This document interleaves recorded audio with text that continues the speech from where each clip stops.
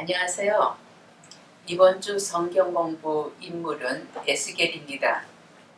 이름의 뜻은 하나님이 강하게 하신다는 의미이고 가족 배경은 아내와 제사장인 아버지 부시입니다. 바벨론이 3차에 걸쳐 유다를 포로로 잡아갔는데 1차 BC 603년에 다니엘이 포함되었고 2차 BC 597년에 에스겔이 포함되어 있었습니다. 에스겔은 포로지에서 예루살렘이 멸망하기 6년 전에 사역을 시작하여 멸망 후 16년까지 22년 동안을 예루살렘 멸망과 회복 그리고 이방 민족에 대한 심판과 이스라엘의 회복과 영광스러운 미래에 대해서 예언을 했던 선지자입니다. 에스겔은 예루살렘 멸망 이후 절망에 빠져 있는 포로민들에게 회복의 소망을 전달해 주었던 선지자로서 그의 특징은 환상과 상징임을 알 수 있습니다. 에스겔에게 나타난 모든 환상은 거대한 폭풍과 구름 속 그리고 불꽃이 소용돌이치는 가운데 주어졌으며 하나님은 영광, 능력, 전지, 전능, 무소, 부재, 주권, 위엄, 거룩함 이런 방식으로 나타나셨습니다. 에스겔은 꼼꼼하여 환상을 본 연대와 날짜까지 정확히 기록하는 선지자이기도 합니다. 에스겔서 1장 1절 때는 제30년 넷째 달 5일이었다. 그때 내가 포로로 잡혀온 사람들과 함께 그발 강가에 있었다. 나는 하나님이 하늘을 열어 보여주신 환상을 보았다. 에스겔은 바벨론 포로로 끌려간 지 5년째 되는 BC 593년에 30세의 나이로 하나님의 영광의 형상을 봄으로써 선지자의 소명을 받았던 것입니다. 에스겔은 유다와 예루살렘이 심판을 받을 수밖에 없었던 이유, 하나님이 유다를 포로로 잡혀가게 허용하셨던 이유, 그리고 하나님의 영광이 성전과 예루살렘을 떠날 수밖에 없었던 그 이유는 죄 때문이라고 말했습니다. 에스겔은 하나님의 영광이 떠났다는 것은 곧 하나님이 예루살렘과 성전을 버리셨다는 것이고 그 때문에 예루살렘과 성전이 심판과 파괴로 이어진다고 했습니다. 하나님의 백성의 죄는 하나님의 인자를 떠나게 하는 것이며 하나님 백성에게는 하나님이 떠난 것이 가장 큰 심판이라고 했습니다. 에스겔서 2장 1절에서 2절 그가 나에게 말씀하셨다. 사람아 일어서라. 내가 너에게 할 말이 있다. 그가 나에게 말씀하실 때 한 영이 내 속으로 들어와서 나를 일으켜 세웠다. 나는 그가 나에게 하시는 말씀을 계속 듣고 있었다.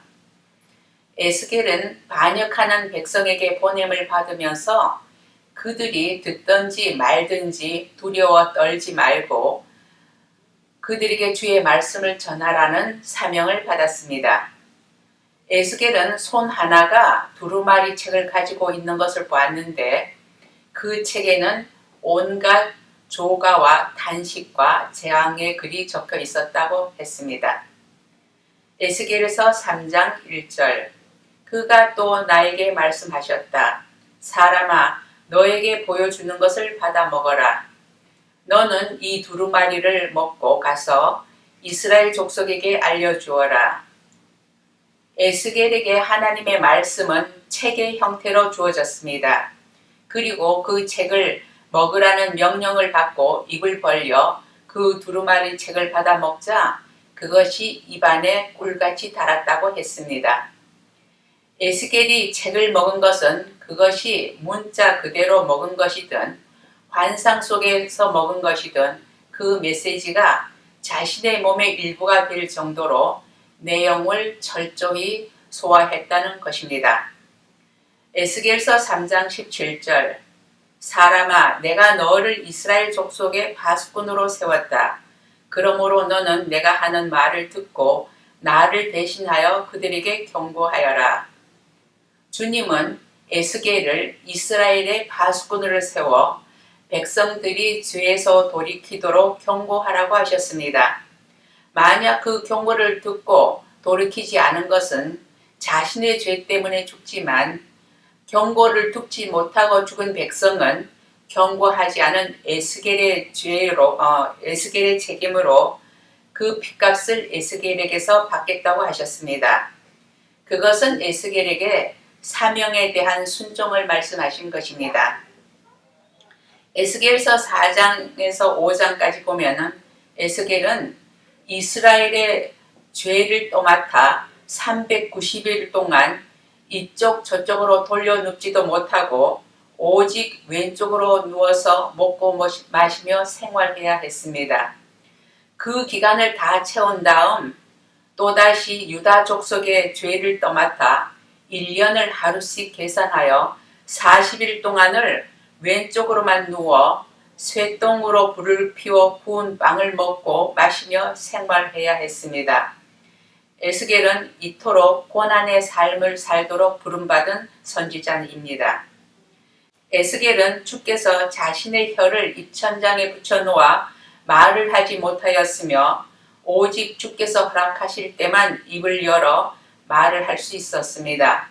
그리고 에스겔은 예루살렘과 이스라엘의 죄 때문에 머리카락과 수염을 깎아야 하는 수치를 당하기도 했습니다. 당시는 머리카락과 수염을 깎는다는 것은 말할 수 없는 수치였습니다. 에스겔서 8장에서 11장까지 보면은 에스겔은 환상 속에 예루살렘에 가서 하나님의 성전에서 우상 숭배하는 것을 보았고 또한 예루살렘의 멸망을 보기도 했습니다.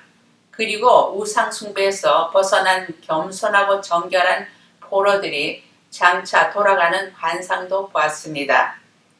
에스겔서 24장 18절 아침에 내가 백성에게 이 이야기를 하였는데 나의 아내가 저녁에 죽었다. 나는 그 다음날 아침에 지시를 받은 대로 하였다. 주께서 에스겔에게 말씀하시기를 사랑하는 사람이 죽어도 슬퍼하지 말고 초상집 음식을 차려서 먹지도 말라고 하셨기 때문에 에스겔은 갑자기 아내가 죽었는데 슬퍼하거나 눈물을 흘릴 수가 없었습니다. 그것은 장차 이스라엘 백성들이 당할 표징이었습니다. 에스겔서 37장 1절 주께서 권능으로 나를 사로잡으셨다. 주님의 영이 나를 데리고 나가서 골짜기 한가운데에 나를 내려놓으셨다. 그런데 그곳에는 뼈들이 가득히 있었다. 에스겔은 마른 뼈들이 살아나는 기이한 환상을 보았습니다.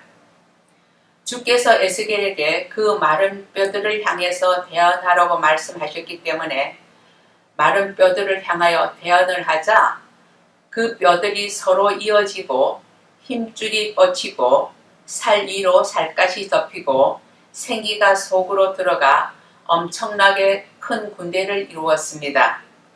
이 환상은 흩어졌던 이스라엘 민족의 부활에 대한 예언으로 그들이 본국으로 돌아와 다윗이라고 불리는 영원한 왕의 통치 아래에 유다와 이스라엘이 재결합하게 되는 것을 예언한 것입니다. 에스겔서 40장 1절 우리가 포로로 잡혀온 지 25년째가 되는 해 예루살렘 도성이 함락된 지 14년째가 되는 해의 첫째 달 그 달의 10일 바로 그 날에 주님의 권능이 나를 사로잡아 나를 이스라엘 땅으로 데리고 가셨다.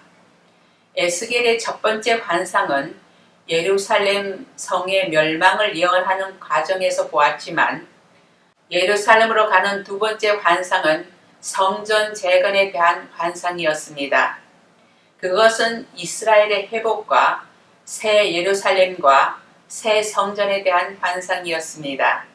하나님의 성전에서 흘러나오는 생명수의 관한 내용으로 생명수가 공급되는 곳에는 진정한 생명의 회복이 일어난다는 것을 말해주고 있습니다. 에스겔은 이방 나라들의 심판에 대해 예언을 하였습니다. 그리고 오홀라는 사마리아이고 오홀리바는 예루살렘을 비유한 것인데, 그것은 음란을 주체할 수 없어 하는 두 자매로 이스라엘의 우상 숭배를 비유한 것입니다. 하나님은 은혜를 망각하고 음란과 우상 숭배를 일삼는 이스라엘과 유다를 향해 말씀을 선포하도록 사람아, 너 사람아 라고 에스겔을 부르셨던 것입니다. 이렇듯 하나님의 환상을 통해 하나님의 백성이 죄 때문에 심판을 받을 수밖에 없지만, 또 하나님의 백성이기 때문에 회복될 수밖에 없다는 사실을 선포하였던 선지자 에스겔이었습니다. 감사합니다. 은혜로운 목장 되시기 바랍니다.